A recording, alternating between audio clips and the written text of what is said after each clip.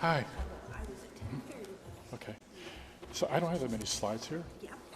So at the very beginning, I can do it myself. I've got them all ready, and Yeah. they'll be Okay. streamed as well. And All if right. you want to advance, then you can. Wherever.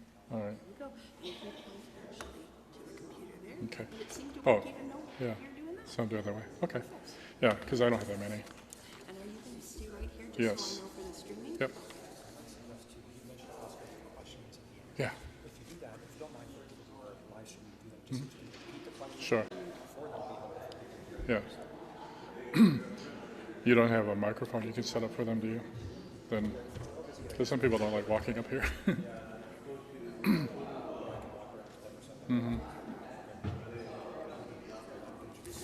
No, that'd be great.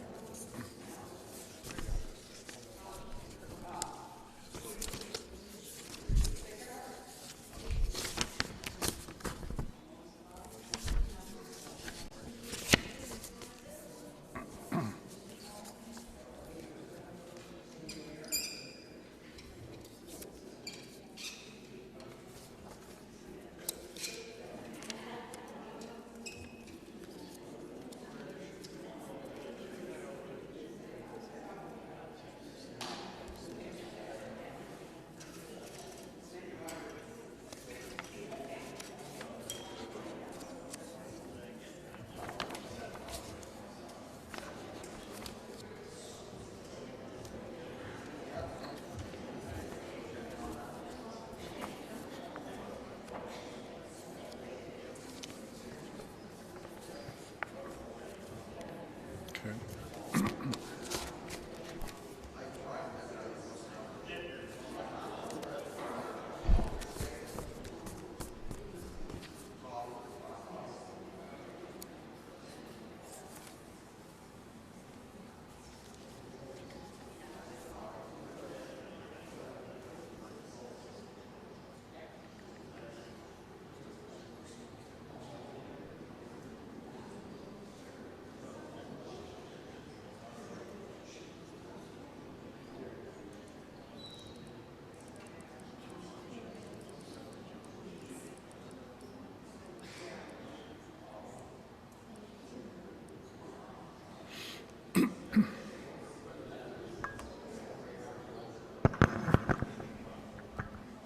Test 1, 1, 2, check 1.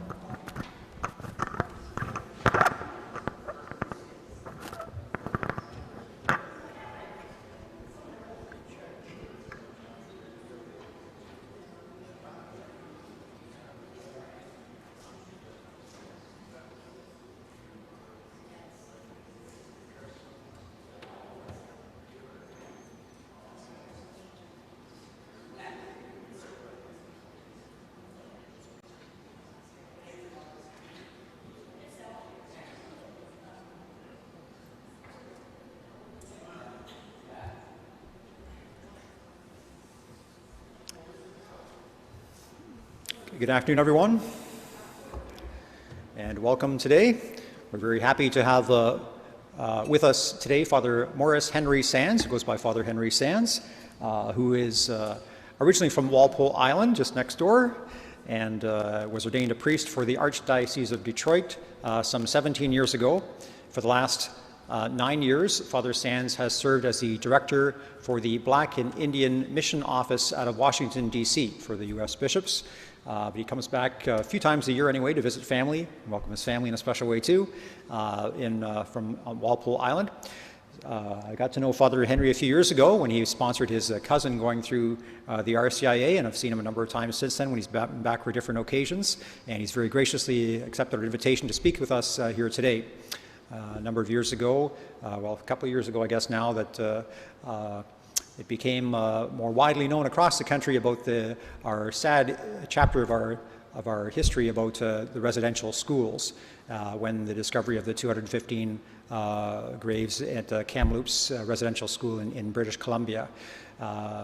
So before that time, I'd actually invited Father Sands to come and give a presentation at some point on native spirituality, and he graciously accepted. But since then, we've kind of asked him if he could include some of these other issues as well. So he's very graciously agreed to be with us for that too. So Father Sands celebrated the Mass this morning at 8:30 at Holy Family and 10:30 here today, so we're very grateful to him for that. You may have noticed as you came into the church today, we do have prayer cards for the Pope's visit to Canada coming up in a couple of weeks. The Pope will be here from the 24th to the 29th of July. And Father Sands was part of our delegation who went a few months ago to Rome to visit with Pope Francis, and he'll be with Pope Francis as well in a few weeks' time in Edmonton, and you'll be able to see him on TV if you're watching the CBC coverage of the time that the Pope has with people in Quebec, where he'll be one of the expert commentators that will be a guest for the CBC News. So we're very pleased to have him here with us today. We welcome in a special way those that are watching from home as well, as we're live streaming this event. So there's people in the parish that are watching that, but also it's been advertised across the diocese, and we've had quite a bit of interest as well. So we welcome you and thank you for being with us today virtually for this presentation. So without any further ado, I would like to welcome Father Maurice Henry Sands. Welcome.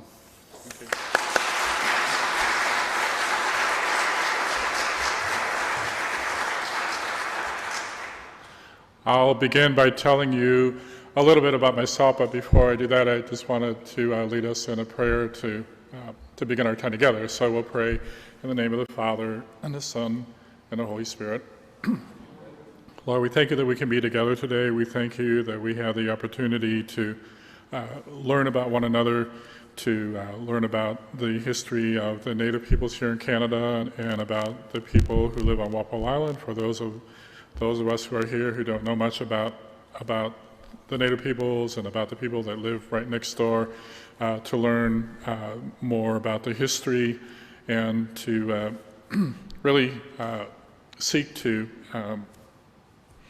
deal with any matters that require further dialogue, further understanding, any matters in which we can work at reconciling with one another where needed, and to be truly one as you call us to be one. We thank you that you have called all of us through yourself and revealed yourself and invited us to be members of your body, and we truly do want to be the body of Christ. So we ask that you bless this time we have together, and we ask that this occasion will be an opportunity for us to make greater efforts to get to know one another and to grow in our relationships with one another as your disciples, and that we can help others who are not with us today to also come to greater understanding and harmony and unity as Catholics, as Christians, and as members of our societies here in Canada and the United States. So we offer this time to you, and we ask for the intercession of your Blessed Mother, and also of Saint Kateri Tekakwitha, who was the first Native saint. So Our Lady, Help of Christians, pray for us. Saint Kateri Tekakwitha, all holy men and women, pray for us. In the name of the Father, and the Son, and the Holy Spirit. Okay, so I'm Father Henry Sands. My full name is Maurice Henry, but when I was growing up, my mother decided I would be Henry. My dad is Maurice, or Morris. Some of you may have known my dad. He knew lots of people here in Wallaceburg. And I am from a really wonderful, large family. We're very close. Both my dad's family and my mother's family were large. We had lots of first cousins. In total, I have more than 90 first cousins. And we all grew up together on Walpole Islands. We were together all the time for all different occasions of our family, informal, formal, important, not important. And so it was wonderful, just to be together with your family and all these people that love you, frequently. And growing up on Walpole Island was a great place to grow up because, we spent a lot of the time outside in the summertime and in the wintertime. Spent a lot of time swimming, skating, playing sports, playing out in the woods, so it was a really good place to grow up. And we also were able to grow up with a lot of people speaking the language. Our language we call Anishinaabe. We call ourselves Anishinaabe, which means the people. All of the Native peoples call themselves the people, the first people, the original people. And so, on Walpole Island we are Ojibwe, Ottawa, Potawatomi, and all three tribes are very similar to one another. We speak the same language with variations in accents and some words, but we call ourselves Anishinaabe, the people, and our language is Anishinaabemowin, the Ojibwe language. So a lot of people in our community spoke the language. There's still people who speak, not as many as in the past. And, I grew up learning our different songs and dances and participated in those when I was growing up. In our churches on Walpole Island, when I was young, we had the Anglican Church, which is where my family attended, and also the United Church of Canada. We had prayers in our language, we had songs in our language, and so the culture and the language were very much a part of our life. So I wanted to talk a little bit about Native peoples in general, Indigenous people in Canada. I want to talk about some of the history of the different policies of the government that impact us, so you have an understanding of how we get to where we are today dealing with issues such as the residential boarding school issue, because I think that a lot of you probably don't know much of this history. I think it'll be really helpful for you to learn about it. My father was from Walpole Island, but my mother was from Michigan. Her parents were from 2 different communities in Michigan, and she ended up living on Walpole Island because both of her parents were taken away at the age of 4 and put in residential boarding schools, and they grew up in those schools. They met each other as adults and they got married, and they lived in Detroit. They decided to raise their children not in a Native community because they didn't want the same things that happened to them to happen to their children. And my grandparents both died at a young age. My mother's mother died when my mother was 15. She had 7 younger siblings and 2 very young nieces who she tried to take care of for quite a while, for several months, but eventually the Children Protective Services, whatever the name of the organization was, discovered that they were, living with my mother, and so they took all of her siblings away and put them in foster care. My mother was too old to be put into foster care, so she came to Walpole Island to live with a great aunt. And so she lived there from that time onward. And at the time, because she was not a member of Walpole Island, she was not considered to be a status Indian here in Canada. She was only allowed to live on Walpole Island for 9 months. So for 3 months of the year, in the wintertime, she lived in Algonac across the river. And so that's how my mother came to Walpole, and then she and my father met. They were married in 1953, had 6 children, and we lost 2 of them, so today we're 4, and I have a number of nieces and nephews, and I get back home fairly often. When I finished high school, I moved to Ann Arbor, Michigan. I went to the University of Michigan, and I got involved with a charismatic community right away. I didn't plan to do that, but I guess that's what God had in mind for me. And I'm really grateful because it helped me to establish myself as a very solid follower of Jesus Christ, disciple of Jesus Christ, very solid Catholic, as soon as I left home. And I was part of that community for 17 years. I moved to the University of Toronto in 1992. I went there to get an MBA, and I stayed there after I graduated in 94 for 5 years. And while I was living and working in Toronto in the banks there, that's when I began to perceive God inviting me to the priesthood. And initially, I was interested in being a religious priest, so I spoke with the Jesuits and the Franciscans, the Dominicans, and so on, the Basilians, and the doors didn't open up. But eventually, I went home in May of 1998 because one of my uncles passed away, and the priest who celebrated his funeral came to lunch with us afterwards. It was in Mexican town, and I told him that I was feeling like God's calling me to the priesthood. And he asked me, he said, well, have you considered diocesan priesthood, being a priest in a diocese? I said, no. And he said, why? And I just responded without thinking about it. I just said, because it seems like it would be a boring and lonely life. And he laughed. He said, no, not at all. He said, it's not at all. He said, and if you feel like God's calling you, you should really take a look at it.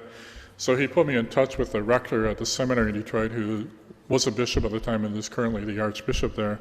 And he told me to meet with the vocation director, which I did in July of that year. And I remember driving down here, it was very hot, and the grass was all burned up, worse than it is right now. And I wasn't really interested. I just wanted to check it off the list. But he invited me to come back in October that year, so I came for a discernment weekend just to check it out, but I just knew it wasn't for me. And I was really surprised when I arrived at the seminary in Detroit. It was on a Thursday. I drove down from Toronto. And as soon as I got to the door, I just knew that this is where God wants me to be. So I ended up enrolling in the seminary here in 1999, and I was ordained in 2005.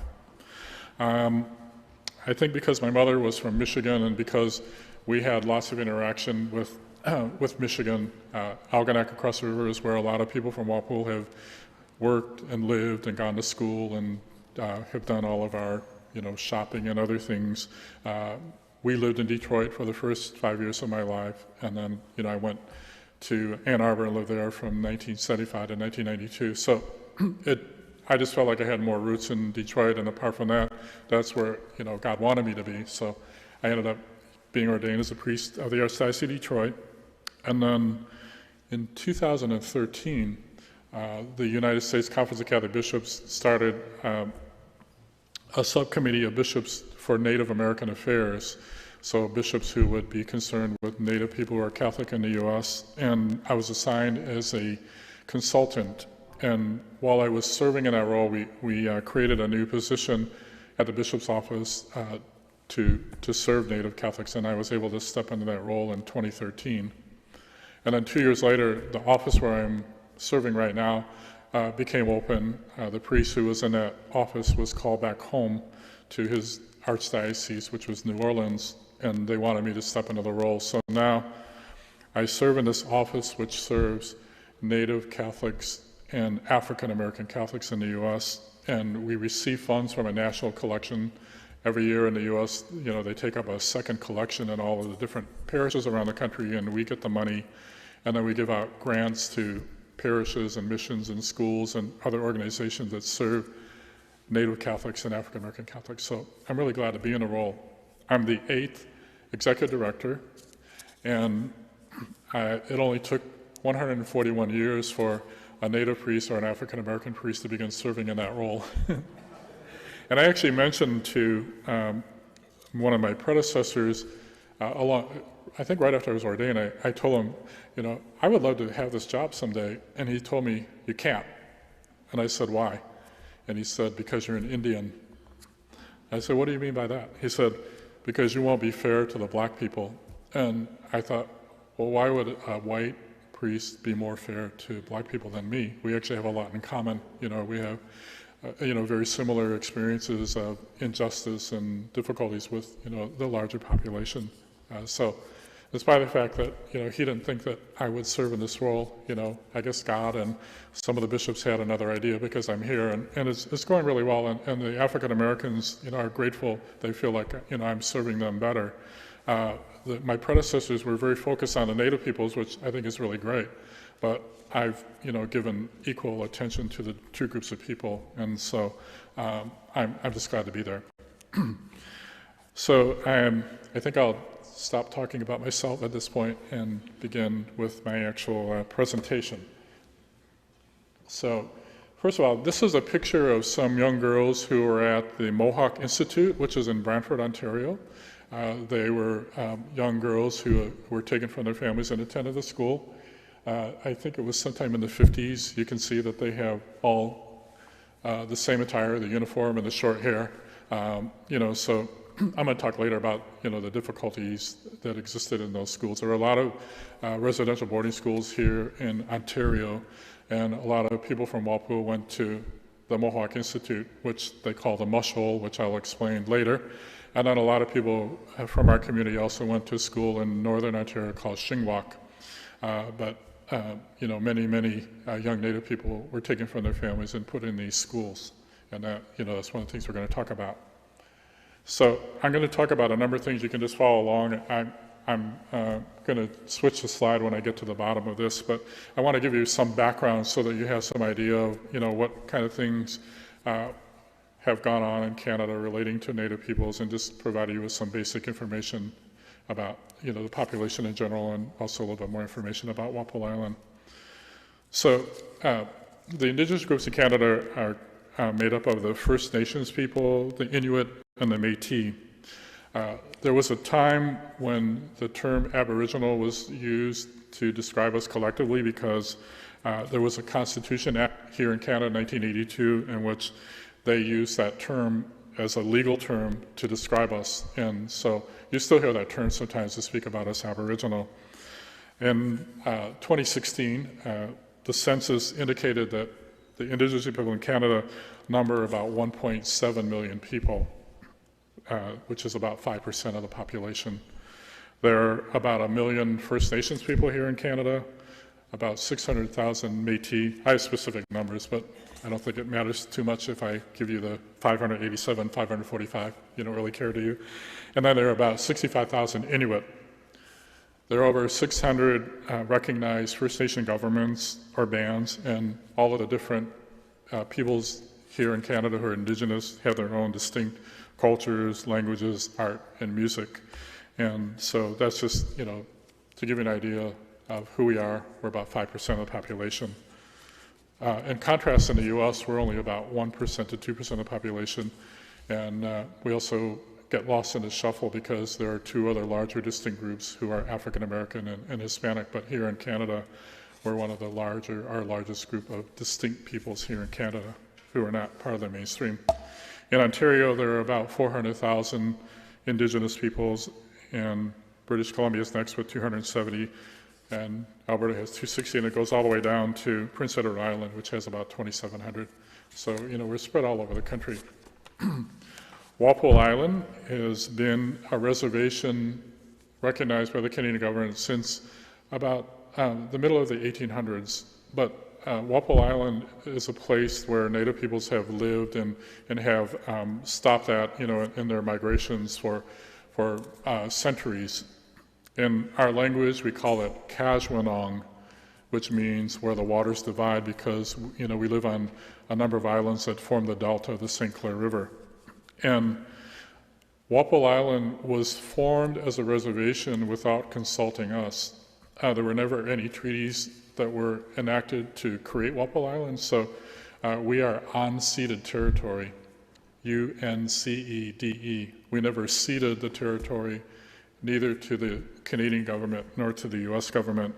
And, the governments created the boundary between the U.S. and Canada also in the 1800s, and they put it right through the middle of our land, because there are islands to the west of the boundary, Harson's Island, Dickinson Island, some other islands that actually belong to us, but the government, created that boundary through the main channel of the river, so they cut that land off from us. And so far, I don't know, there are other people who are from our community who would know if there's any activity related to negotiations to deal with that land on the American side of the border. But we have been recognized as a reservation since the 1800s, and initially we were two reservations because in the 1800s, mostly beginning in the 1830s, there were a number of Potawatomi Indians, Bodwatomi, who came from southwestern Michigan because the U.S. government wanted to move all of the Native peoples in the eastern part of the United States to Indian Territory. They had created an Indian Territory in the middle of the continental U.S., which mostly was comprised of Oklahoma and Kansas. So they moved the Potawatomi people who lived in southwestern Michigan and northern Indiana to Kansas, and it was called the Trail of Death because many people died on the way.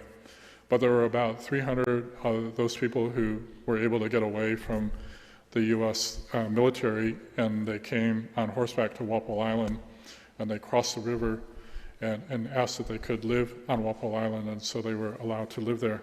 So there were actually two reservations until the 1940s, an Ojibwe reservation and a Potawatomi reservation. And on Walpole Island, there's an island we call Potawatomi Island, and we also refer to it affectionately as the back settlement, because the Ojibwe people always used to say the Potawatomi people are backwards, and it was kind of just a little bit of friendly rivalry. And most of us are both Ojibwe and Potawatomi. A lot of us are Ojibwe, Odawa, and Potawatomi.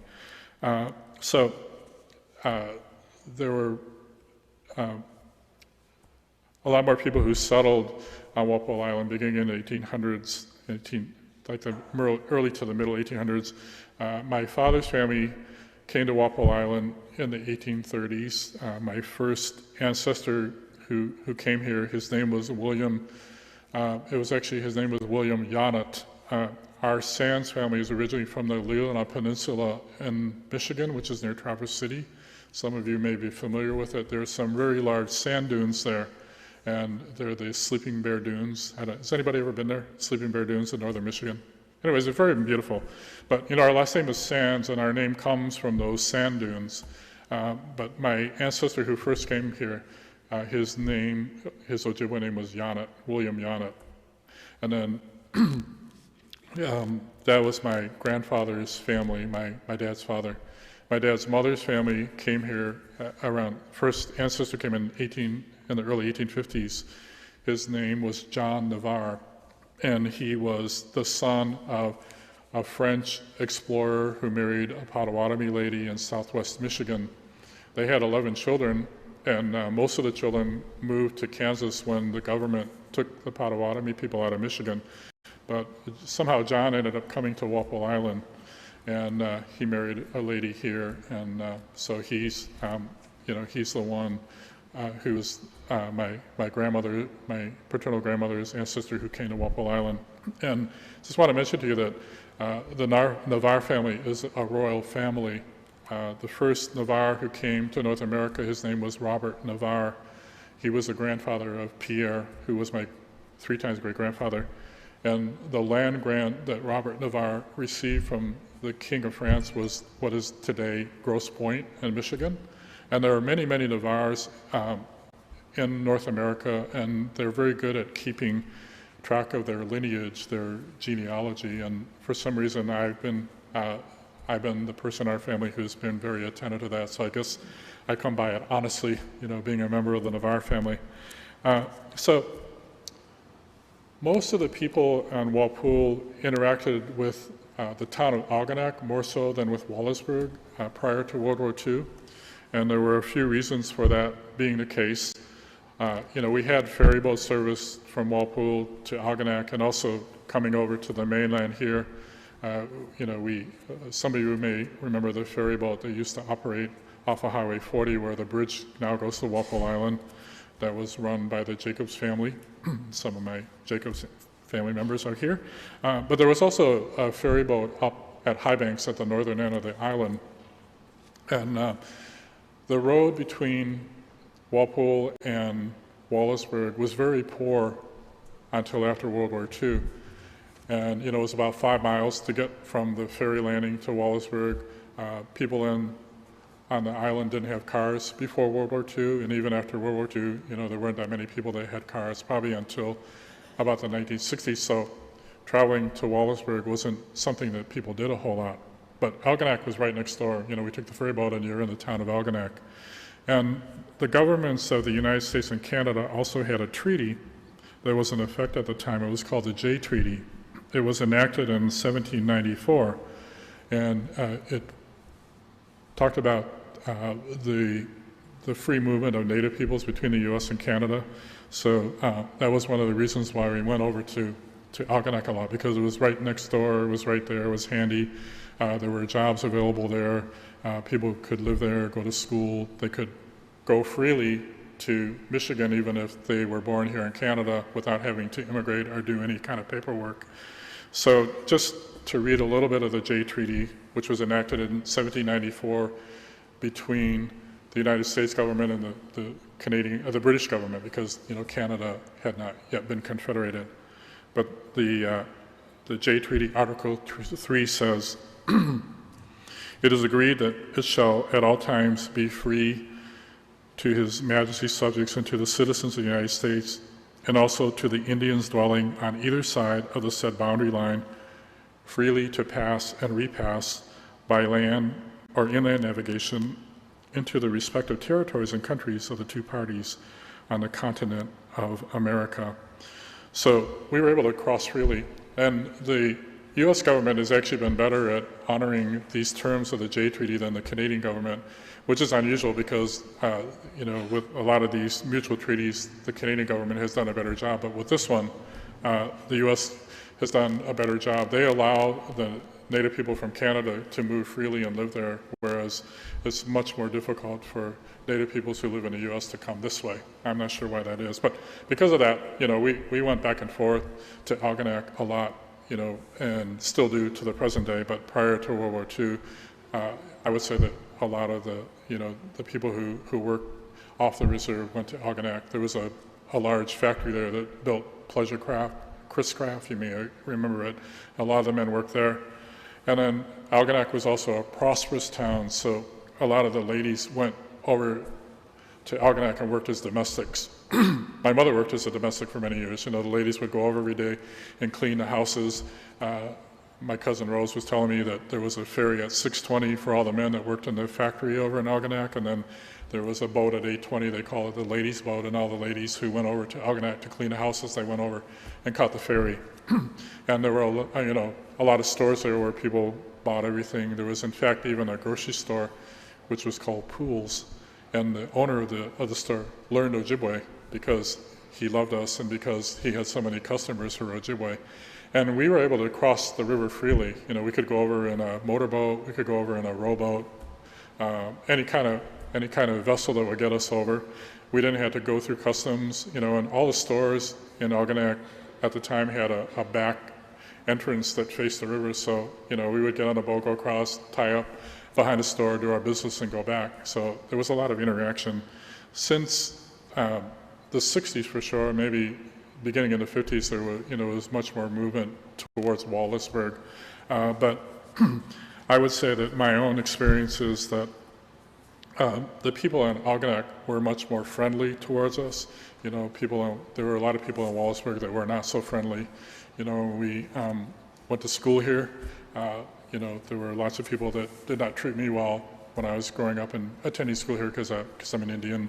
When we went to the stores, there were people that wouldn't let us in, or they'd follow us around, or they would be unkind. So we had at least I did, and I know a lot of my relatives said that, that they had a better experience in Algonac than here. But over the years, the interactions have increased, and there's a lot more activity, a lot more people work here.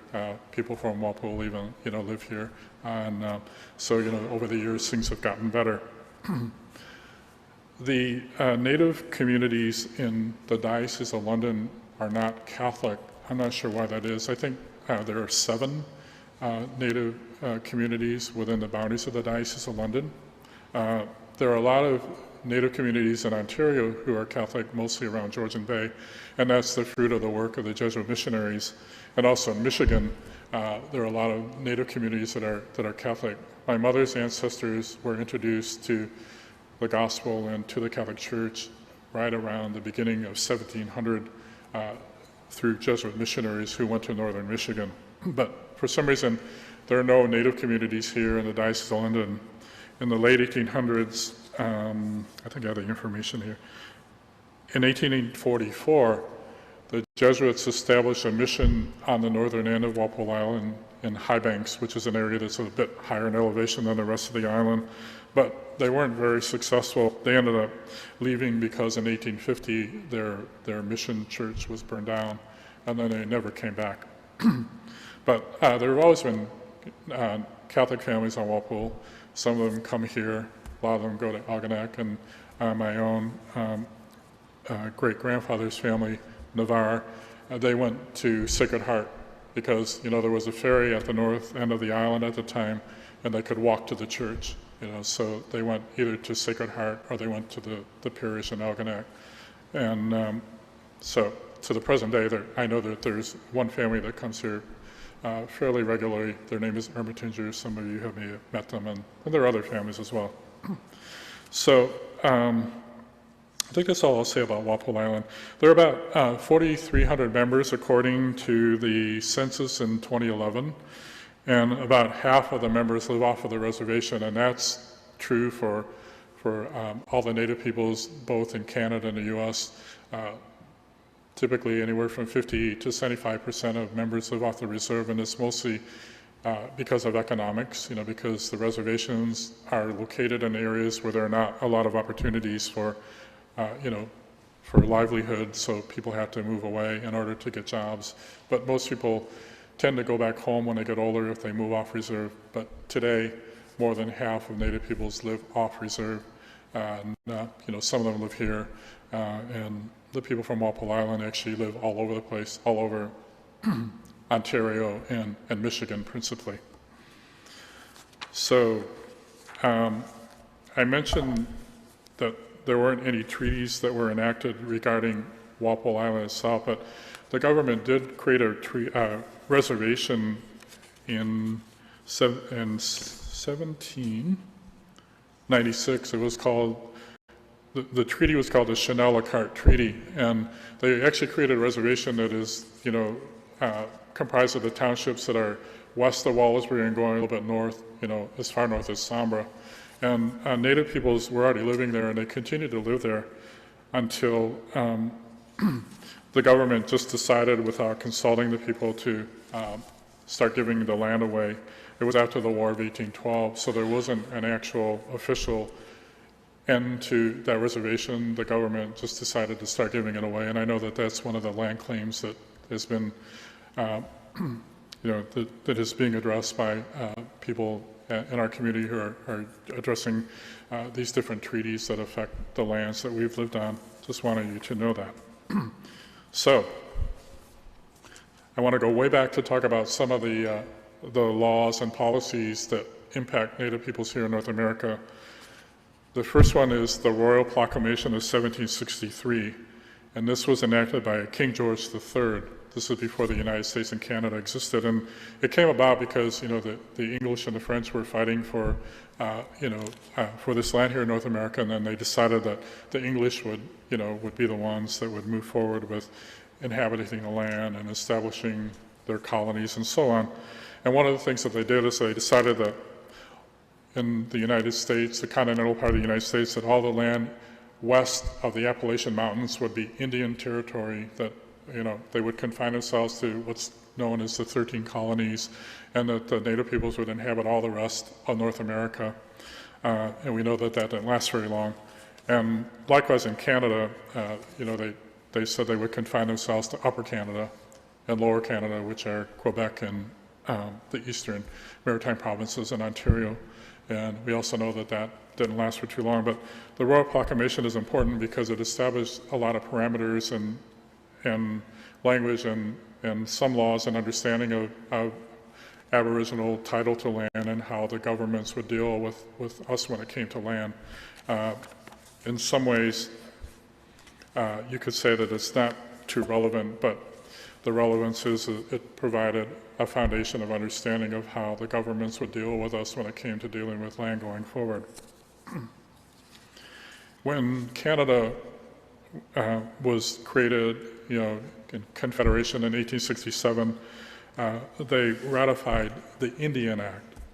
There were already laws and policies that the prior government had, the British government had in relation to us before Confederation, but then they codified the Indian Act beginning in 1867, and I just want to describe it to you a little bit. The Indian Act is a Canadian federal law that governs matters pertaining to Indian status and Indian reserves. Throughout history, it has been highly invasive and paternalistic, as it authorizes the Canadian federal government to regulate and administer in the affairs and day-to-day lives of registered Indians and reserve communities. This authority has ranged from overarching political control, such as imposing governing structures on Aboriginal communities in the form of band councils, to control over the rights of Indians to practice their culture and traditions. The Indian Act has enabled the government to determine the land base of these groups in the form of reserves, and even to define who qualifies as Indian in the form of Indian status. While the Indian Act has undergone numerous amendments since it was first passed in 1876, so it took a few years before they actually passed the law, today it largely remains in its original form. The Indian Act is administered by Indian and Northern Affairs Canada and is a part of a long history of assimilation policies that intended to terminate the cultural, social, economic, and political distinctiveness of Aboriginal peoples by absorbing them into mainstream Canadian life and values. So this whole notion of assimilation has been one that both the Canadian government and the United States government have had in thinking about us, thinking that, if they can just stop being Indian, if we can help them to stop being Indian, Native, Indigenous, then, everybody will be better off. So a lot of the laws and policies that have been passed since the two countries were created, have had that objective to, well, the word assimilate gets used a lot, but there are also lots of other terms that have been used both in the policies themselves and also in terms of, discussions about, dealing with the Native peoples, such as removal, termination, extermination, annihilation, genocide, so whatever methods seemed to be in favor at the time, they were undertaken to try to just to eliminate us as this distinct group of people. And the residential boarding schools is one of those policies, and it's one that lasted for 100 years, which is why it's one that is long overdue for being addressed, and I'm going to talk about it a little bit later. I wanted to talk about a couple of the significant developments with the Indian Act over time. There was a law that was passed in 1884, which was called the Potlatch Law. In British Columbia, a lot of the Native tribes have a practice called potlatch, where they save up money and gather goods together in order to have a celebration, and a significant part of the celebration is to share those goods that they create and gather with their family members and friends. And the government didn't like it, so in 1884, the federal government banned potlatches under the Indian Act, as well as other ceremonies that other tribes celebrated, such as the Sundance in the Plains and other celebrations here in the East as well. The potlatch was one of the most important ceremonies for coastal First Nations in the West and marked important occasions as well as served a crucial role. Non-Native colonists and missionaries saw the sharing of wealth and food at potlatches as excessive and wasteful, but ultimately they knew how integral it was to sustaining First Nation cultures. Indian agents and missionaries felt it interrupted assimilation tactics, so that was, again, a major motivation. That they were trying to get rid of us as a distinct group of people, and this is one of the things that got in the way. So this provision of the Indian Act was in place for close to 75 years, and what it did was prevent the passing down of our oral history. It prevented the passing down of our values. It meant an interruption of the respective forms of government that we used to have, and we did have forms of government, whether they were spelled out orally or in writing, before the Europeans came. The system worked for the Native peoples, and it was a system in which respect for one another, respect for nature, and working out disputes with one another was very important.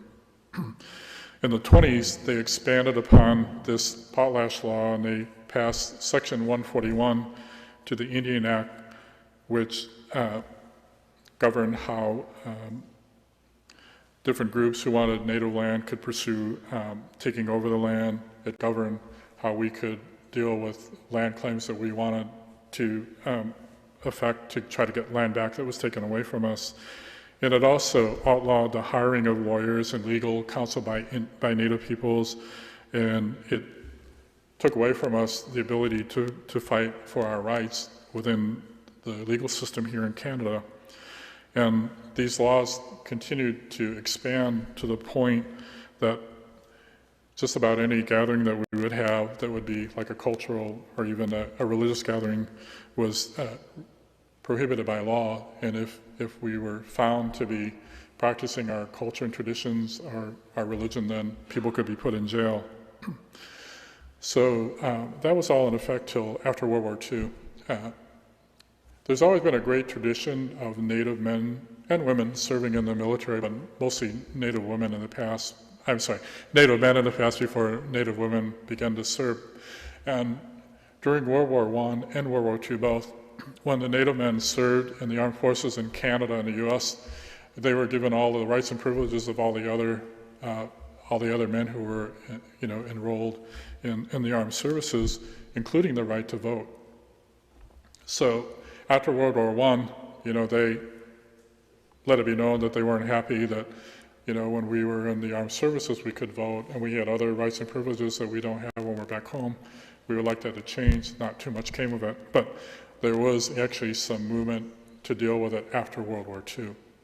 And in my own family, both in my father's family and mother's family, I have many relatives who have served in the armed forces. It's been a great tradition among us.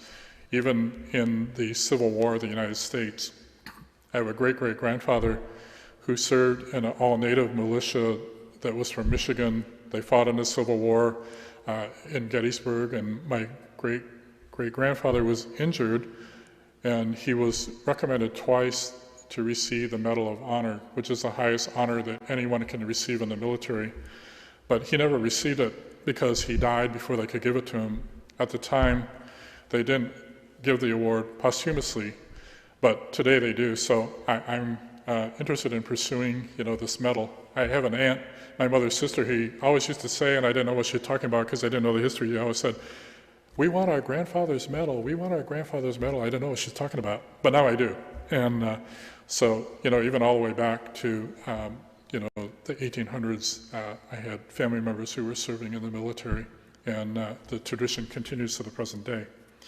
So in 1951, there were amendments made to get rid of some of the more oppressive portions of the Indian Act, and it was no longer against the law for us to have potlatch and to practice our customs and traditions. We're, from that point forward, allowed to go into pool halls. I didn't know that was outlawed before then. And then we're also able to gamble. Before that, it was against the law. And we're also able to appear off the reservation in our traditional attire. Before 1951, it was against the law for us, so I wouldn't have been able to wear this or this before 1951 if I was off the reservation. And it also enabled women to vote on elections on the reserve so they could vote for the chief and band councils. In 1969, Prime Minister Pierre Trudeau introduced something he called the White Paper, which was really to get rid of the Indian Act. And he said that if we get rid of the Indian Act, then Native peoples would be like everybody else.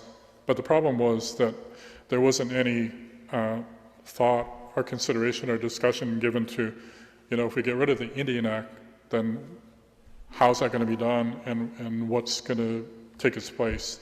So it was very unpopular. It didn't really get anywhere, and the federal government ultimately decided to not proceed with it. But I was young at the time. I think I was like 14. I remember, the buzz about the white paper, but being that age, I didn't really know too much what it meant. So that took place in 1969. And then the last thing I want to talk about regarding the Indian Act is prior to 1985, if a Native woman married somebody who wasn't Native, then she lost her Native status. She was no longer recognized as a Native person. And her children, her offspring would not be recognized as Native. But on the other hand, if a Native man married a lady who was not Native, he didn't lose his Native status. The lady who was not Native was recognized as Native. She actually was given Native status, and then their children and subsequent generations would just continue to be Native. So it was really a very unjust practice. And there were different people who began to contest it in the courts in the 70s. There was two ladies, their names were Jeanette Corbière-Laval and Yvonne Bedard, who went to court here in Canada. They were unsuccessful in contesting, this practice. But in 1981, there was another lady who took her fight to the United Nations. Her name was Sandra Lovelace, and the United Nations Human Rights Commission found Canada in breach of the Covenant on Civil and Political Rights. And They identified the Section 12 of the Indian Act as a human rights abuse, as it removed a woman's Indian status if she married a non-Indian man. They said this is in direct violation of the International Covenant on Civil and Political Rights that protects the minority right to belong to their cultural group. So then they began to discuss this in 1982, and they passed Bill C-31 in 1985, which restored Native status to women who had lost their status because they married somebody who was not Native, and also, say, somebody from Walpole Island married somebody from another community, such as my aunt, my father's sister, my Aunt Evelyn. She married a man from Moravian Town, from the the Delaware Reservation there, and so after my aunt married him, she was a member of that community. She was no longer a member of Walpole Island, and her children were not either. So their membership here was not restored until Bill C-31 passed.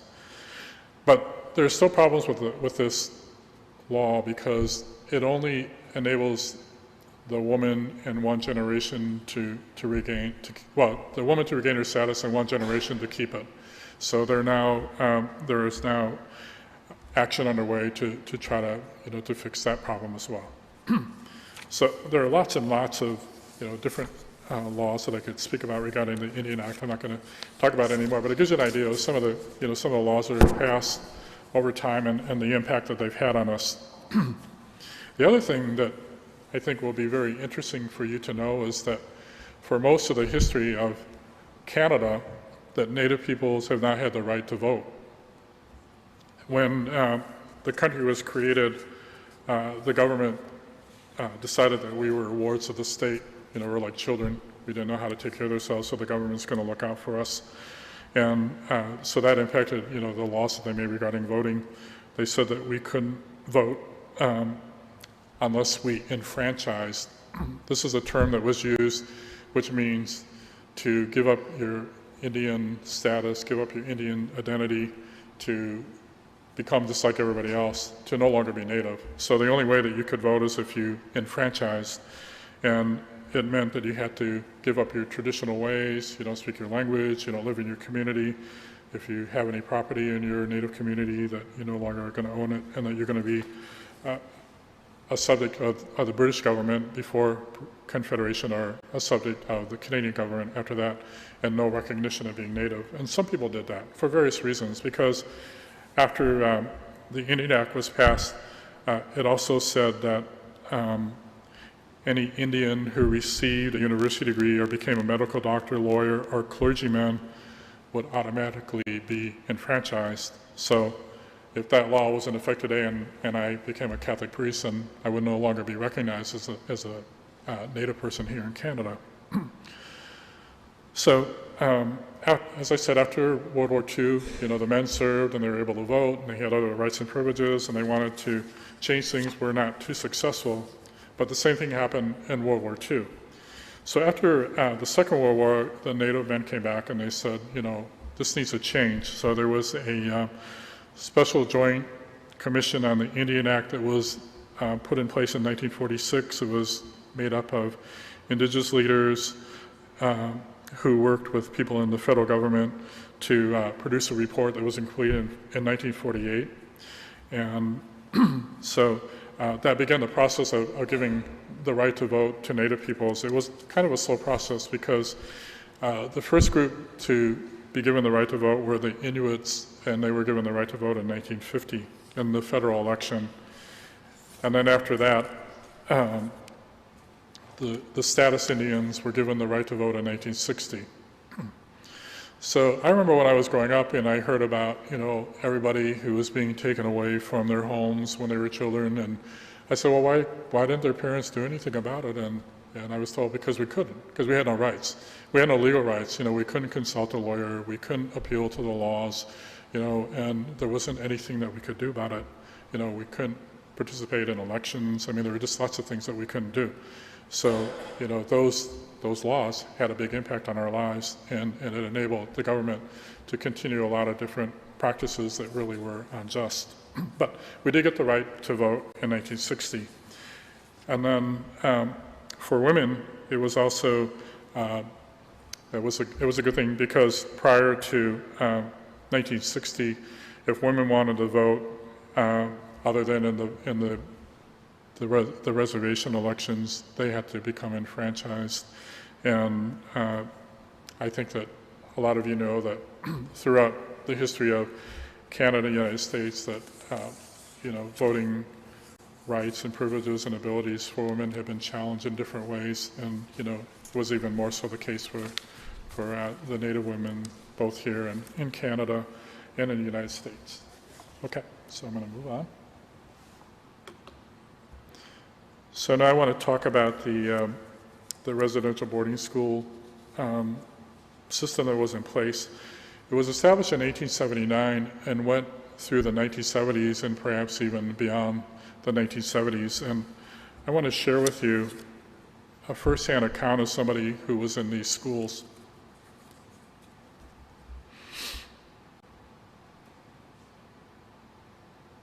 And hope I keep myself together while I share this with you. Bud White-Eye was literally kidnapped off the road when he was 8 years old and forced to attend a residential boarding school. This began his 6-year nightmare at the Mohawk Institute Residential School in Brantford, hundreds of kilometers from his home. He and his brother were walking along the road when two strangers in business attire enticed them into their car with the promise of ice cream.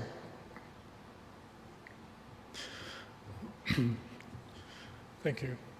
Hours later, he was at the Mohawk Institute in Brantford. It was in the mid-50s. He had no idea where he was or what was happening. His head was shaved as soon as he got there, almost bald. At least leave a little thing, he said. Cutting off the long hair of Indigenous children just arriving at residential school was a common practice seen by some as a symbolic cutting off of the children's connection to their culture. Upon arrival at the Mohawk Institute, White-Eye got into a fight almost immediately. Not by choice, he said, but that's the way of life. That's the way life was at the school. Kids frequently got into fights with the other kids. There were no toys at the school except a lone swing set that the kids fought over for a chance to play on it.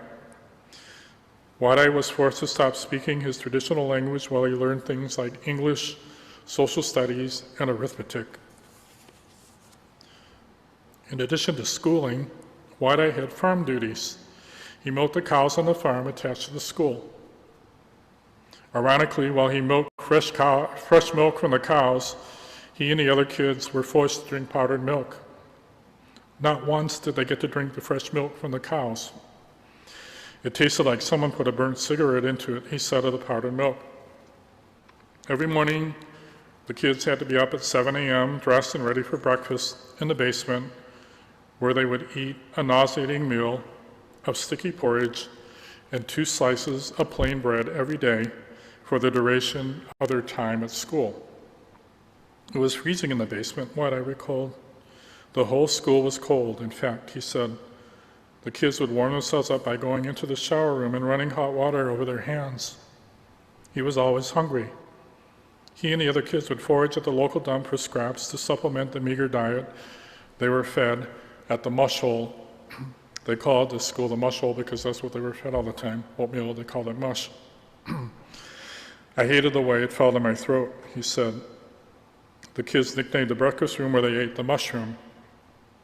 He remembers his first meeting clearly. It was for one minor infraction that he had no idea was even against the rules. He was playing in front of the barn with a schoolmate. It was the first of many beatings, he said. He can't remember who beat him. The school's principal, Mr. Zimmerman, is a dark, treacherous figure in the memories of many kids who attended the mush hole. The kids nicknamed him Skin, a reference to the beatings he used to dole out haphazardly, unexpectedly, and brutally.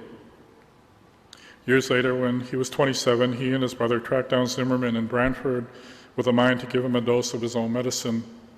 The boys were strong young men. Zimmerman was a pathetic figure in a wheelchair, wrapped in shawls, hooked up to an oxygen tank. He was now the helpless child, and the two men could get their revenge. I couldn't bring myself to do it, he said.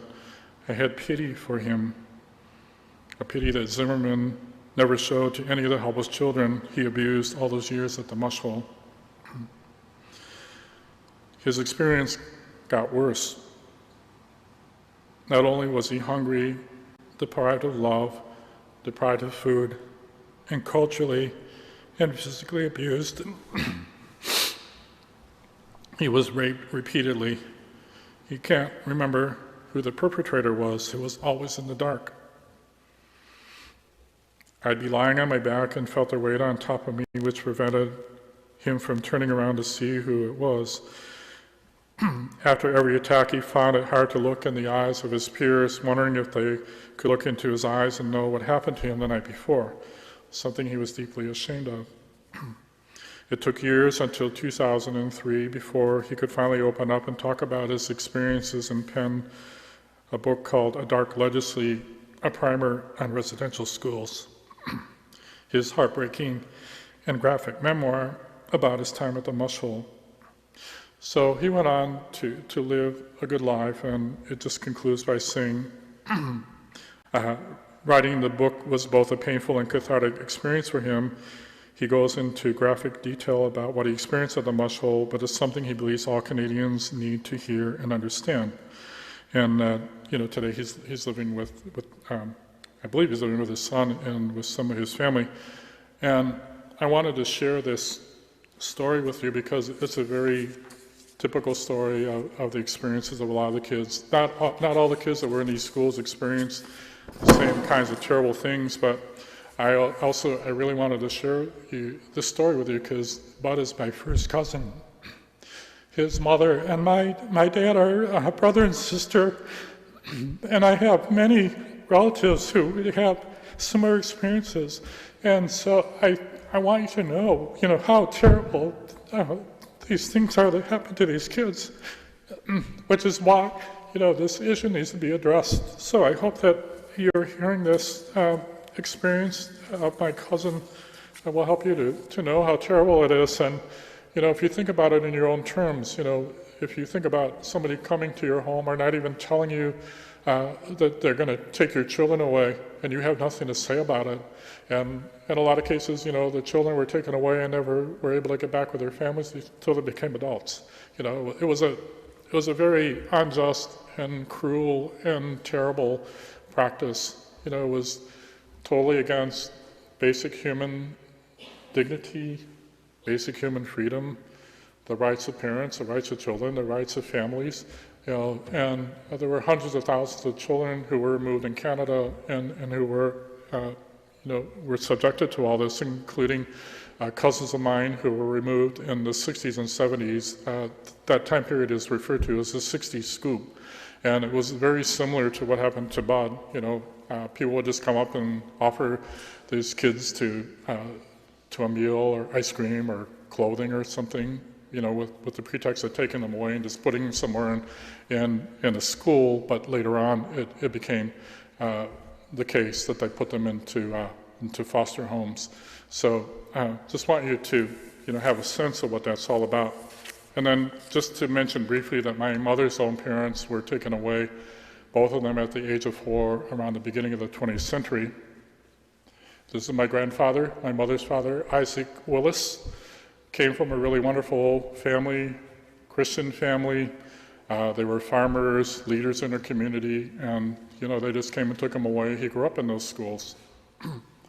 He went to a famous school in Pennsylvania called Carlisle Industrial Indian School, and he graduated from that school after high school, and then he was in the U.S. Navy for a couple of years. He and my grandmother married in the 20s. They had 10 children. He died at the age of 51, and his life, I'm sure, was shortened because of the experiences that he had, in those schools.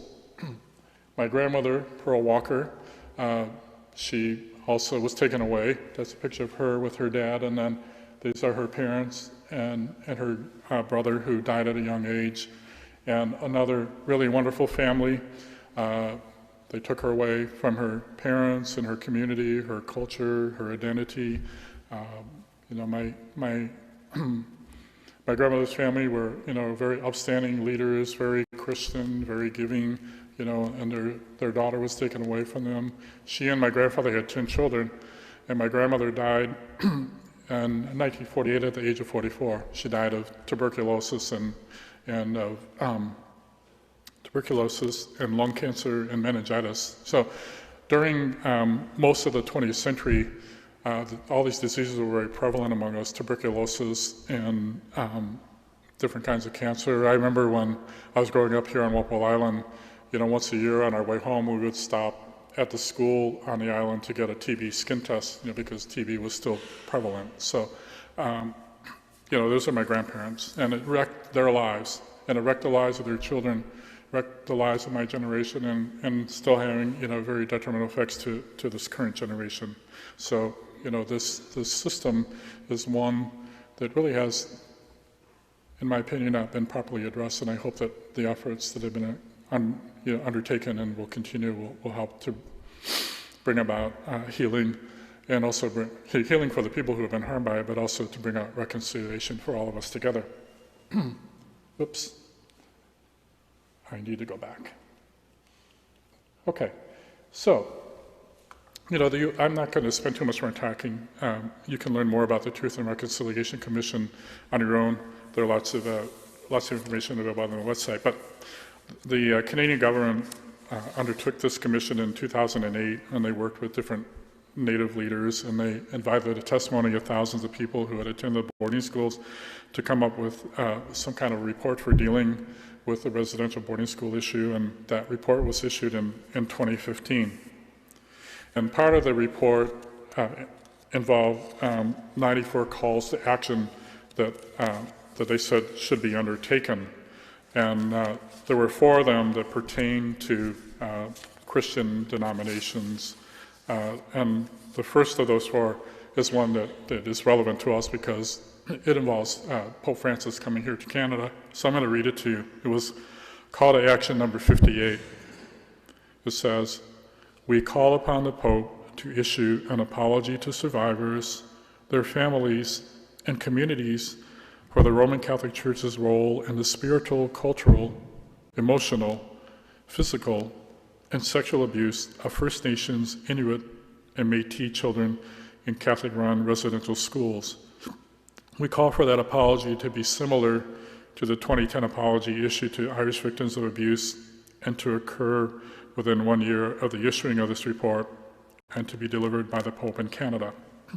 So it took, all this time since 2015 for the Catholic Church here in Canada and also in Rome to figure out how to respond. And so I'm glad that, ultimately they were able to arrange for this visit of a delegation of Indigenous people from Canada to go to see Pope Francis in April of this year. And the Pope did indeed issue an apology, and he's coming here at the end of this month to offer the apology in person and to visit with different Native communities here in Canada. So, the Truth and Reconciliation Commission was a very large undertaking. It took 8 years for them to get through everything that they wanted to deal with. So there's a lot that could be said about that, and like I said, I'm not going to say too much about it because I'd like to conclude soon. But I did want to talk about being with Pope Francis in Rome. I want to find the text of his apology among all these papers that I've got spread out in front of me right now.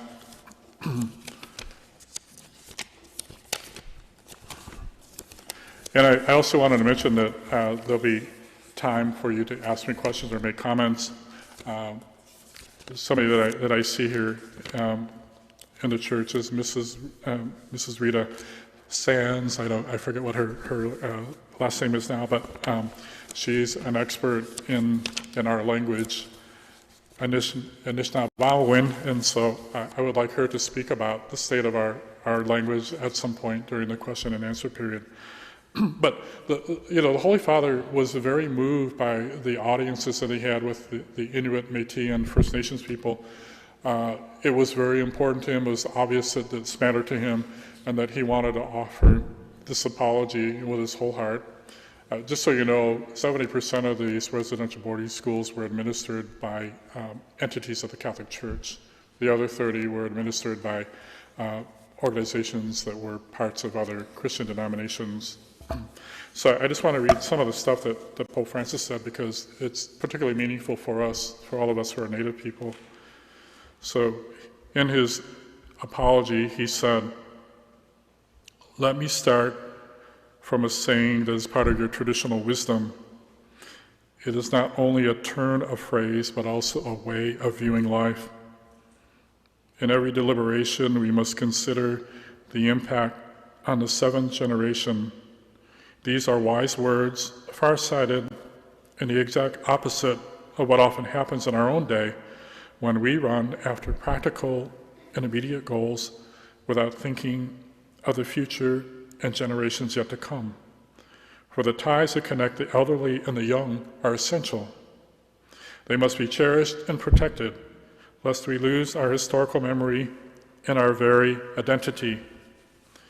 Whenever memory and identity are cherished and protected, we become more human." Then he goes on to say, "You compared yourselves to the branches of a tree. Like those branches, you have spread in different directions, you have experienced various times and seasons, and you have been buffeted by powerful winds. Yet you have remained solidly anchored to your roots, which you kept strong. In this way, you have continued to bear fruit, for the branches of a tree grow high only if its roots are deep." So he goes on to commend our care for the land, saying that we see it not as a resource to be exploited, but as a gift from heaven. "For you, the land preserves the memory of your ancestors who rest there. It is a vital setting, making it possible to see each individual's life as part of a greater web of relationships with the Creator, with the human community, with all living species, and with the earth, our common home. All this leads you to seek interior and exterior harmony, to show great love for the family, and to possess a lively sense of community. Then, too, there are the particular riches of your languages, your cultures, your traditions, and your forms of art. They represent a patrimony that belongs not only to you, but to all humanity, for they are expressions of our common humanity." Then he goes on to address the participation of the church and others in this. These injustices are, so much a part of the history. "Yet that tree, rich in fruit, has experienced the tragedy that you described to me in these past days, the tragedy of being uprooted. The chain that passed on knowledge and ways of life in union with the land was broken by a colonization that lacked respect for you, tore many of you from your vital milieu, and tried to conform you to another mentality. In this way, great harm was done to your identity and your culture. Many families were separated, and great numbers of children fell victim to these attempts to impose a uniformity based on the notion that progress occurs through ideological colonization, following programs devised in offices, rather than the desire to respect the life of peoples. Listening to your voices, I was able to enter into and be deeply grieved by the stories of the suffering, hardship, discrimination, and various forms of abuse that some of you experienced, particularly in the residential schools. It is chilling to think of determined efforts to install a sense of inferiority, to rob people of their cultural identity, to sever their roots, and to consider all the personal and social effects that this continues to entail. Unresolved traumas that have become intergenerational traumas. All this has made me feel two things very strongly: indignation and shame. Indignation because it is not right to accept evil, and even worse, to grow accustomed to evil, as if it were an inevitable part of the historical process.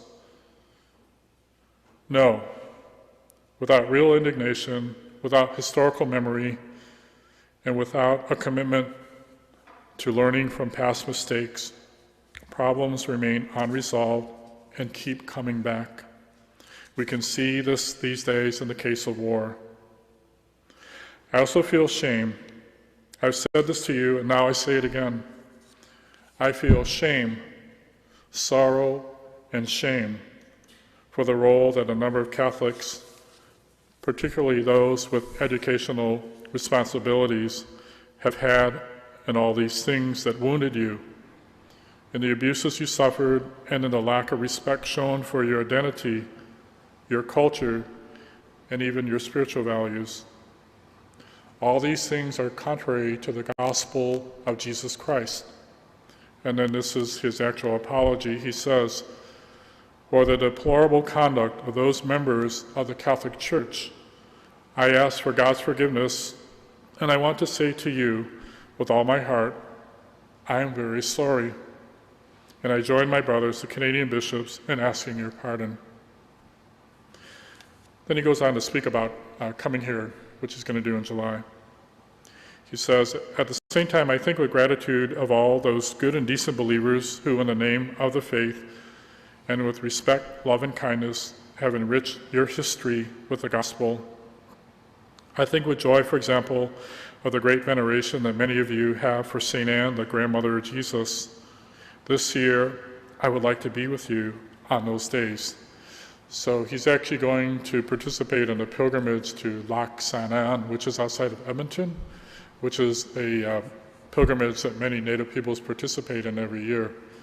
Then he's also going to celebrate a Mass at St. Anne de Beaupré, which is outside of Quebec City, and there'll be many Native peoples who will go there to celebrate that Mass with him. So he's fulfilling these words that he offered when we were with him in Rome. He said, "Dear brothers and sisters, it is my hope that our meetings in these days will point out new paths to be pursued together, instill courage and strength, and lead to greater commitment on the local level. I wish to tell you that the Church stands beside you and wants to continue journeying with you. Dialogue is the key to knowledge and sharing." And then he just offers his conclusion. He actually offered the whole of this address in Latin, but at the very end he spoke in English, and the First Nations, Inuit, and Métis offered gifts to him, and each of them performed a song or they did a dance, and he was very engaged. It meant a lot to him. He was very sincere. You could just see it and you could feel it, so I'm really grateful that he did that. My whole life I've been aware of the difficult history that exists with Indigenous peoples and everybody else, both here in Canada and the United States. And from a very young age, I always knew about what happened to my grandparents. And it's actually my mother who taught me at a very young age to forgive. That no matter what kind of wrongdoing is committed against it, that we had to forgive. And that's, the message that our Lord Jesus talks about more than any other thing in the whole Gospels. Because he knows us. He knows our human nature. He knows that we're capable of committing great wrongdoing against one another, which means that we have an even greater need to forgive one another. So because of my mother's faith in Jesus Christ, because of her belief in God's goodness and in her belief in our being able to aspire to be something better, she taught me this lesson, and I am able to forgive all these very wrong and unjust things that are part of my own personal history, my family history, the history of the people to whom I belong. And I also have hope, as my mother had great hope, in what the Lord can do, and also in what we can do as disciples of our Lord Jesus Christ. So I've been very grateful to have the opportunities to speak about these issues and, to be able to help to make life better for my Native brothers and sisters in particular, in my role working in business in the past and now in my role as a priest. I'm glad that I've had the chance to share with all of you today about this history, and I hope that you'll go away from this time we had together just thinking about how you can help your Indigenous brothers and sisters to be more a part of this whole society in which we live, here in North America, and especially even more so, how you can help your Indigenous brothers and sisters to be more fully a part of the church, because our Lord Jesus is the Lord of everyone, and he calls all of us to be part of one body. He calls us to be one. He calls us to be united. He calls us to be united in faith, hope, and love. So, that's our call. That's our mission. And so I hope that your knowing more about us will help you to understand us and understand the challenges that we face and continue to face, and that you will pray and do other things that you can do so that we can be who we're supposed to be, that we can be the body of Christ, and that we can be of help to one another.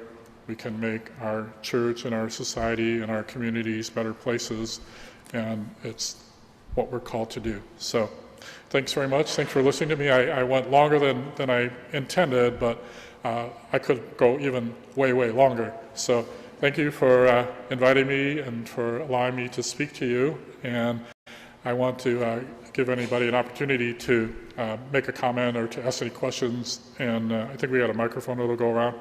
And we're asking you to speak in the microphone because this is being taped and live streamed, so the people who are not present here in the church will be able to hear your questions. So thank you very much, everybody. Chimigwach. Miigwech is thank you. Chimigwech is thank you very much. And Bama Pi. In our language, we don't say goodbye. We say Bama Pi until we meet again. And that applies to seeing each other again very soon. And it's especially important when our loved ones go on to the next life. We say Bama Pi because we know and we believe that we're going to see them. We're all going to see one another again in the future. So Chimigwech and Bama Pi.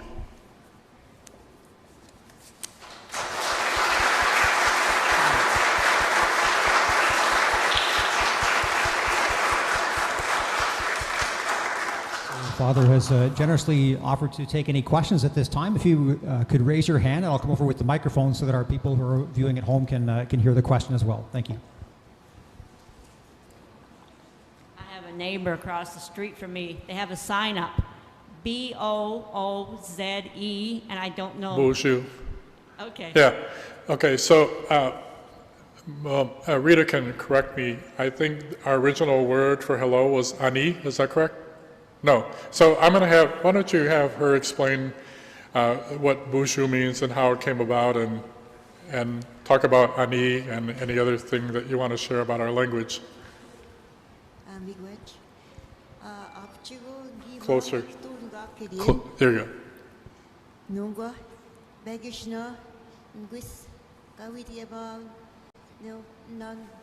Can you speak louder or get closer to the microphone? We can't hear you. Thank you. There. Apchigo do mami kwendam gibishaya mapi nungwa ginunduna. Tamgo beniko ginundan gego kapishuebak. Kakna wika dubo mam giwin maksi kashuebsit odegi okino magzit. Gage gi kwechbasi. Migo pone eta ginakiam. Mirash gi kwechmien bushubina ani. Mi ekta young bushu mapi. Many tulen kidwok ani. Nidwe ani diktame. Say that again. Ani. Mio. Thank you. And I want to mention that I don't speak our language because, my mother's parents didn't teach her the language, because of their experiences. My father's family spoke the language, and my dad and his siblings and his parents, they spoke the language with one another all the time. But I didn't learn, I know some of the language, but I don't know much of it because my parents didn't speak it in our home, and my mother was not able to teach us. And that's one of the consequences of this, residential boarding school system, and it's, true for lots of other people as well.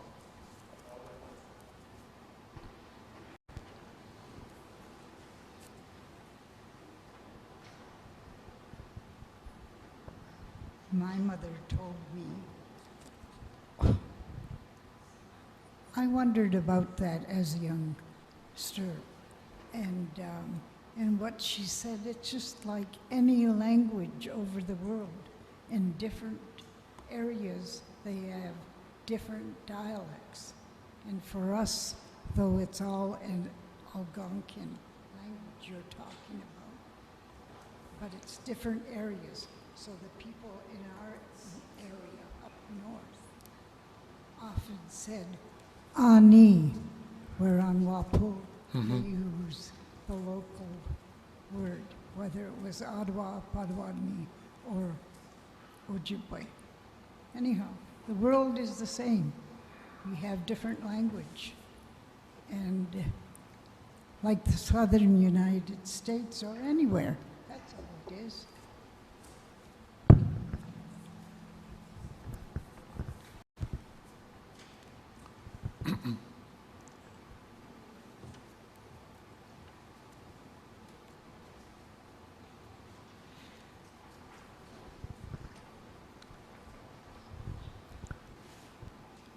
Okay, am I on? Yep. Okay. Thank you, Henry, for your wonderful presentation, and thank you for speaking for us. There are a couple of points I would like to emphasize. One is that every child matters, but not in Canada. 1/3 less is paid for an Indian child's education than for a white child. Education on a reserve is a federal responsibility, and off the reserve, it's provincial.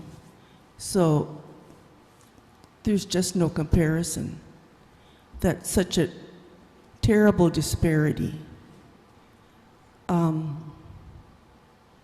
can we talk about reconciliation when we have such terrible laws? There is also, when it comes to membership, a very little known policy that when a reserve falls below 50% blood quantum, they are no longer a reserve. So the laws that have been passed, like C-31 and C-51, that change the membership, are genocidal laws. They water down the blood quantum. This is probably, they knew what they were doing. And how can this be in Canada at this time?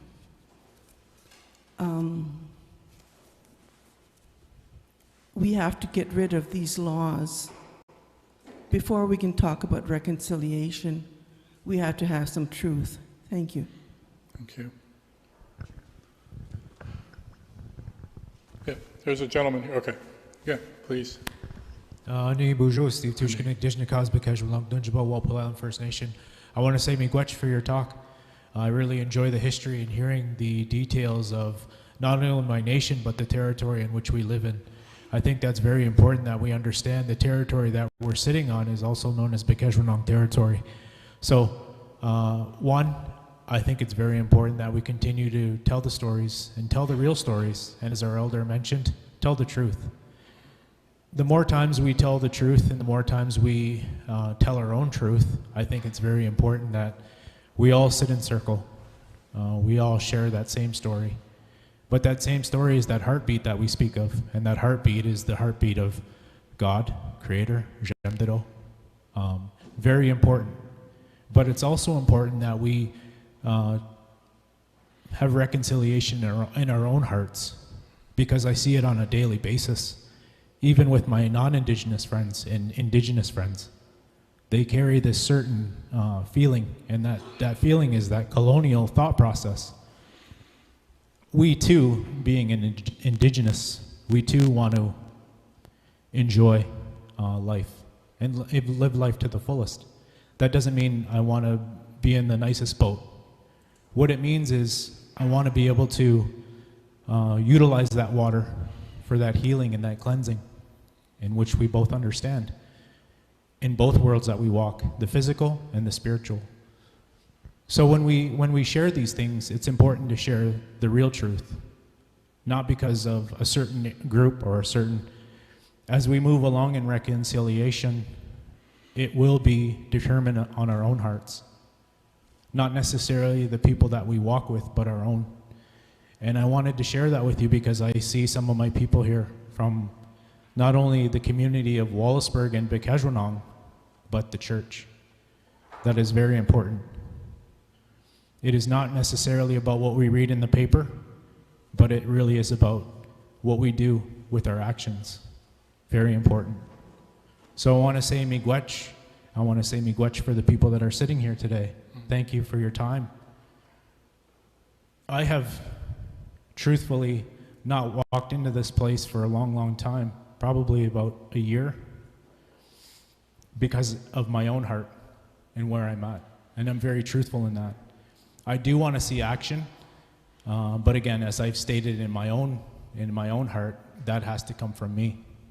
So I made the trek over from Nelson Street, and I made it here to hear one of my cousins' Father Sands. So I did want to, I wanted to say miigwech, and I wanted to say thank you for sharing that history because it is important. And it's the truth, and it is the history. It's not the history that we think that we see, but it is the history that we hear and understand and know. So I want to, it's all very important leading up to where we are today and called the truth of it, and the reconciliation is what we do next. It's that next move from us from a individual standpoint, but collectively as a group. So I wanted to say miigwech. Thank you. There was a gentleman here.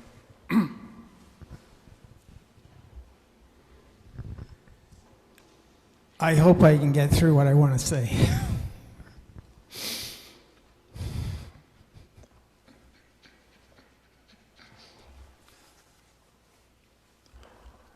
Take a deep breath, that helps. From the day that I heard of the 500 burial sites in Kamloops, that was a breaking open moment for me. How ignorant I was to the lives that haven't been recognized as Christ's presence. I have a great amount of disappointment in the leadership of my church. That this particular day, how it was not really promoted. I mean, yes, there were bulletin announcements, but to tell the people within the church that we have someone coming here, an Indigenous priest, who can speak to us about their presence and their experience. So there's a whole amount of disappointment I have about church leadership, about truth and reconciliation. But Father, I was wondering if you might comment on the document of discovery, because one of the things that I would like to hear from the Catholic Church is that one of our big failures and sins was not recognizing an Indigenous person as the presence of Christ. That Christ was already at work within your dance, within your music, within your culture, within your ceremony, within your ritual, within your everyday lives. And for me, the document of discovery saying we came over saying we're superior. You have to do it our way. You have to learn it to be like us. So that, might you just comment on because the document of discovery, as I understand it, is still not annihilated or rescinded. The Catholic Church still hasn't, put a detachment to it. So I wonder if you might just have a brief thought about the document of discovery. Sure. There were some, the popes issue these statements, they call them papal bulls, B-U-L-L-S. And in the late 1400s, there were some papal bulls issued regarding, the activities of Europeans in North and South America. And I don't know the details of those, because I just haven't looked at them closely, because there's actually a papal bull that was issued in 1513 by Pope Paul III that actually repeated all those other papal bulls. And people probably don't. Did you know about this papal bull from Paul III in 1513? Okay. Well, it totally repudiated what those earlier ones said, you see, so that the church did that at the time. And Pope John Paul II came to Canada in 1987 in Yellowknife, and he also made reference to this bull by Pope Paul III, and he said, today I want to affirm the words of my brother, my predecessor, in which he said that, you know, nobody has a right to imprison Native peoples, Indigenous people, to take away their land, or you know, all the other stuff that the other bulls said. That's what he said. Okay, so he said that in 1513. It wasn't too long after what everybody calls the doctrine of discovery came out. And that terminology actually was presented in a court case in the United States by a Supreme Court judge. He was actually the chief judge of the Supreme Court. This was after the Civil War, and he was commenting on a case involving Aboriginal land. And the reason he was doing it is because he owned land that would be impacted by the ruling. He should have recused himself, and he didn't. And after he came out with his ruling, for many years it was interpreted as being detrimental to Aboriginal land rights, but actually in later years, you know, judges have said that, you know, it actually affirms Aboriginal land rights, but he never should have taken on the case. He's the one that came up with this term, doctrine of discovery, you know, and I mean, if you think about it, I think especially the government of the United States was not friendly towards the Catholic Church. I mean, especially in the 1800s, they would not have been interested at all in appealing to something that came from the Catholic Church, you know, something called the doctrine of discovery. I mean, they didn't like the Catholic Church, they hated the Catholic Church. So that was something to develop in the United States by a judge who never should have taken on this case, that really didn't say what he was trying to get it to say, you know, so there were flaws in his ruling and what he wrote. And the church did address those bulls in 1513, and apart from Pope John Paul II, there might be other occasions where Pope Paul III was affirmed, but in 1987 in Canada, Pope John Paul II said, I affirm what my brother Pope Paul III said, that nobody has the right to imprison Native people, take away their land, to harm them in any way, okay? So that's my response.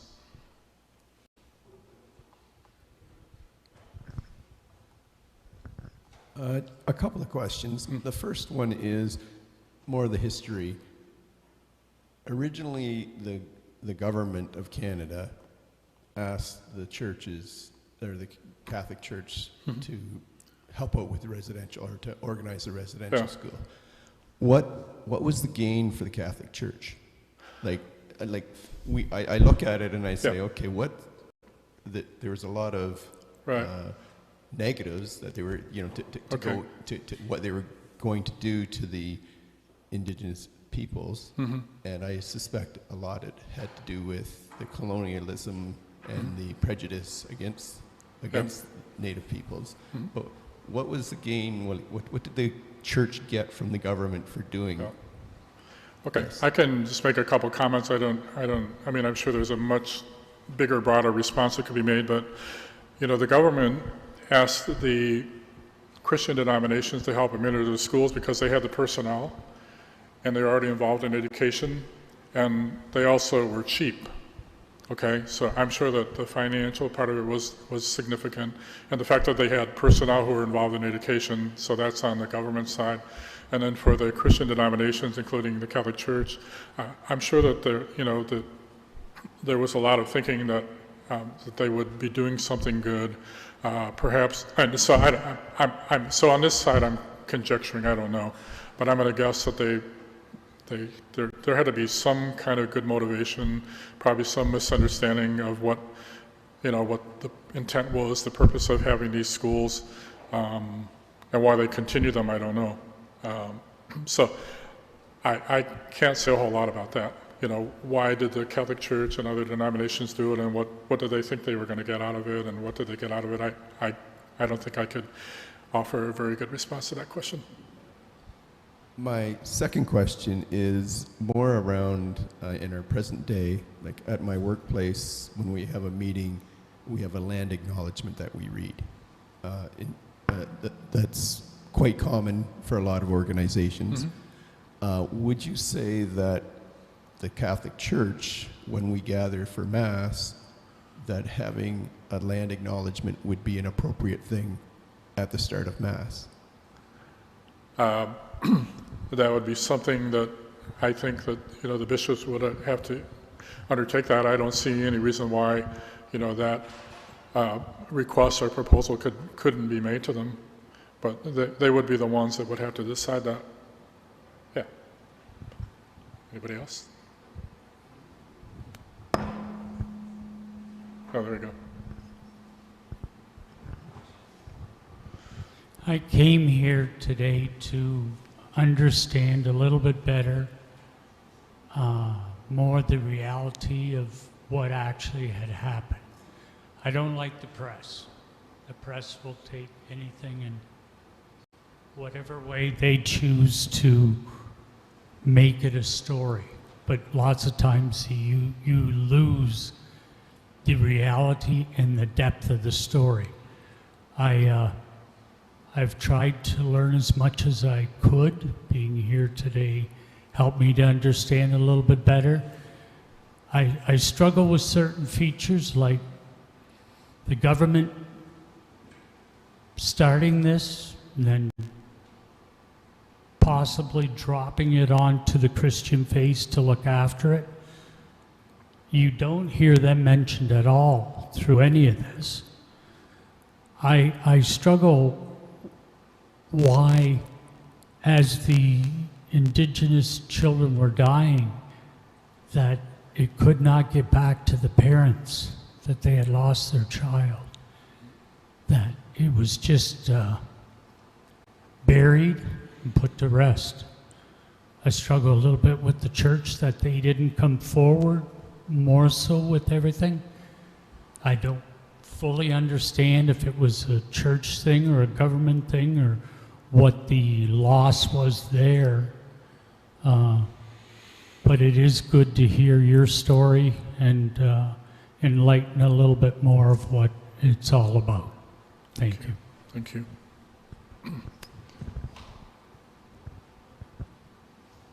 Okay, I don't see any more. So I just want to conclude just to share some more positive things, so we can kind of end with that particular sharing that I'll offer to you. But I wanted to mention to you that I've been able to do some really good things in my life. I've been able to be a pioneer in lots of ways and lots of different things that I've done. Going to the University of Michigan, working in accounting and banking, becoming a priest, overseeing a national office of the Catholic Church in the United States. I mean, so lots of things that I've done, but it's not been easy. It's been really hard, and I've had lots of challenges in doing so.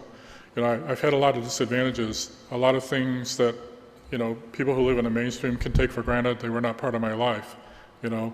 I didn't grow up with parents who went to college. I didn't have lots of role models for, like how do you, choose a career? How do you move along, that career path? And when I did get involved with, different organizations, I did experience discrimination and prejudice, and there are ways that I was not welcome because I'm different, because, I'm Native. And, I've experienced that in the church as well, not just in business or in the rest of society. So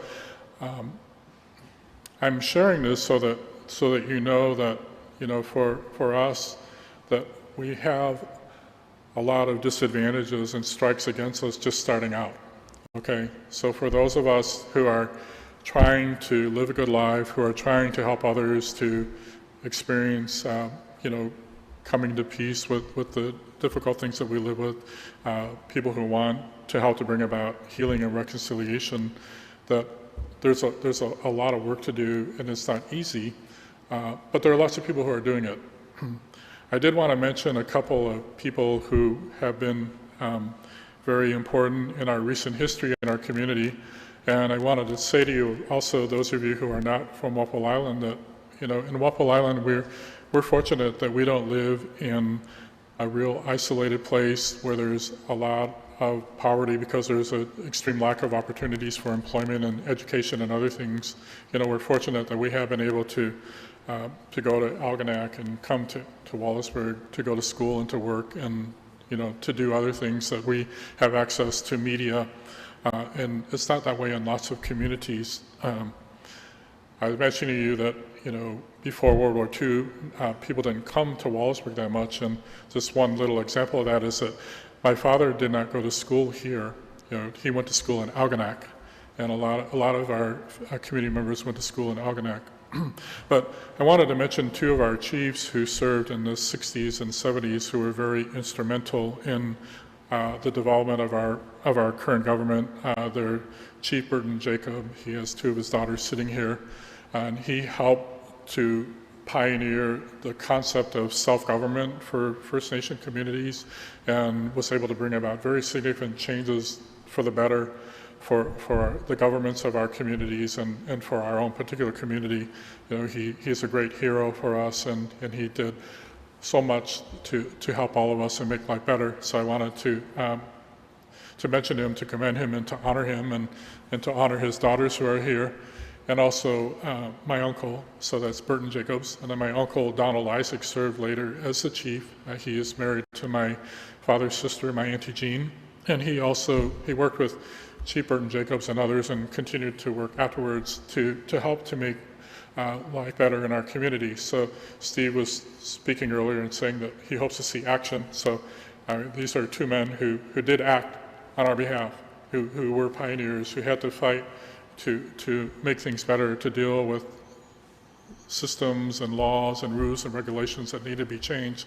And they did that. They dedicated themselves to it, and they did bring about good change for all of us. So, there are other people that do the same kind of thing.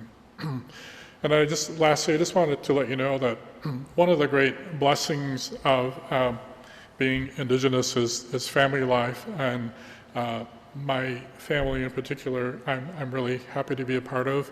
We just had a party yesterday for our family to celebrate the birthday of my grandmother, my father's mother.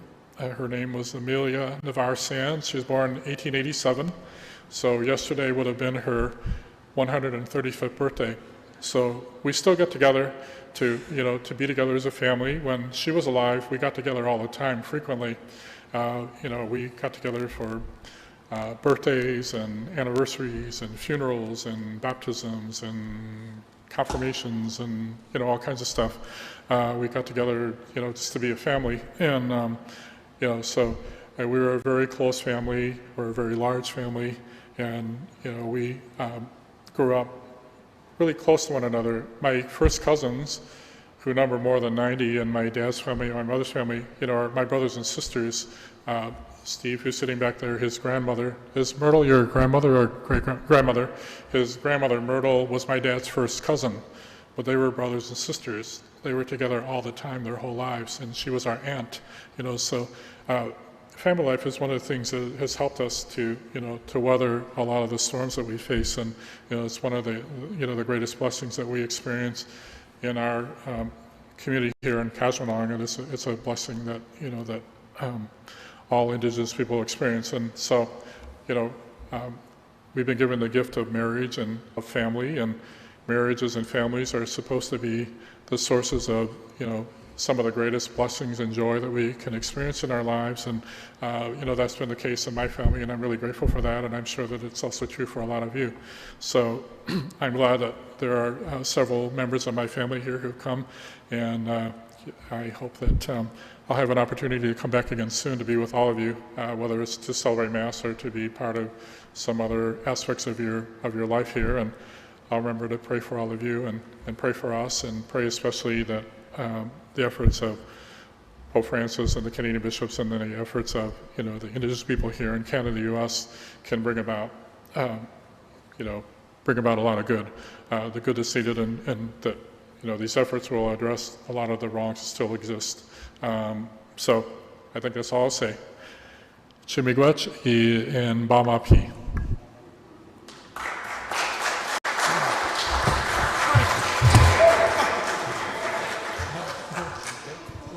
And on that note, I'm okay. I just need to, I'll be okay in a minute. Yeah. Yeah, I'll be okay in a minute. Yeah. I'm fine.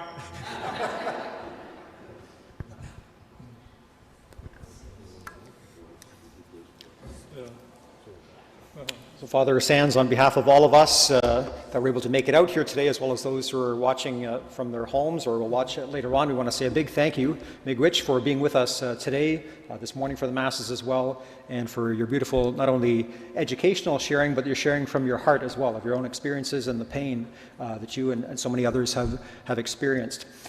So again, it was a great blessing for us for you to be here today. We were talking earlier at lunch as well, and we are hoping to be able to arrange Father Sands' return later on this year. We hope for a 3-evening mission. So stay tuned for more information about that, and we'll hope to hear more from Father Sands then as well. We're very grateful for Pope Francis for his upcoming visit to Canada, for the apologies he's made and will make again here on Canadian soil to our Indigenous peoples for the role that the Church has played in the residential schools and the disgraceful treatment that has taken place in the past. So we hope that this visit of our Holy Father will be an opportunity for healing, a step further in reconciliation, but we recognize that there's still a lot more work that needs to go on, and work with education, work with continuing dialogue and sharing, and building relationships. We hope your leg is okay. Okay. So just on the educational piece too, some of you, if you're not aware of us already, the diocese has a Truth and Reconciliation Commission. Thank you. We'll have 2 people. Have a toughie. Have a toughie. Yeah. Mosely. I'm fine. Yeah.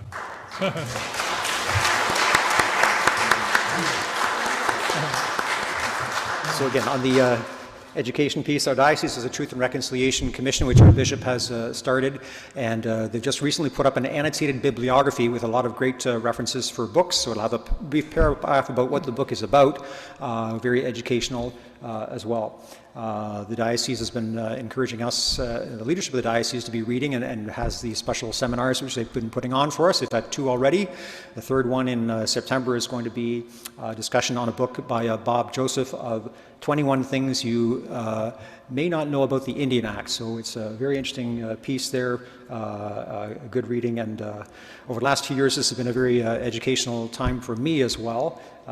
It was a number of years ago when we had a powwow at one of our elementary schools that they had different things going on. We had dancers, and we had an elder come and sharing some stories. And listening to his stories, it was very evident that his experience of residential schools many years ago was still very fresh and very painful for him to be talking and recounting about. So it was an eye-opening thing, and I think the rest of our country is just in the last couple of years beginning to have our eyes open to this very sad chapter of our country's history. So we hope and pray that we can continue to dialogue, to bring, to help and foster reconciliation, healing, and peace among all of our peoples in Canada. So thank you again, Father Henry, for your coming, your sharing with us today. We're glad that you're now back on your feet after a little. I wanted to offer explanation. I was trying to think of how I could make a dramatic exit, and that's the best I could come up with. I'm going to go to the back door there. I would love to greet each of you as you go out, so I'll be back there. Okay. Yep. Could you just say a blessing for him? Sure. Okay. All the work that he does? Okay. Yes. All the things he cares. Yes, I'd be happy to. Yes, we just had a request for a special blessing for Father Henry for his continued work. Lord Jesus, we give you thanks today for Father Henry, for his time with us here today, and for his ministry, for his work with the Black and Indian Mission Office in the U.S., but also the work and the good work he does here in Canada as well, on Walpole Island and in this community as well. And we ask for continued blessings upon him, that your Holy Spirit will continue to fill him, to use him as your instrument, an instrument of speaking the truth, an instrument of reconciliation and in healing in our world today. And may the Lord bless you and keep you. May he make his face shine upon you and be gracious to you. May he look upon you with kindness and give you his peace. And may Almighty God bless you and all of us here, the Father, the Son, and the Holy Spirit. Amen. Miigwech. Okay, I'm going to go. Once again, you're welcome to pick up these little prayer cards. Please be praying for the success of Pope Francis's visit to Canada. Those are at the doors of both the doors of the church. Thank you, everyone, for coming today.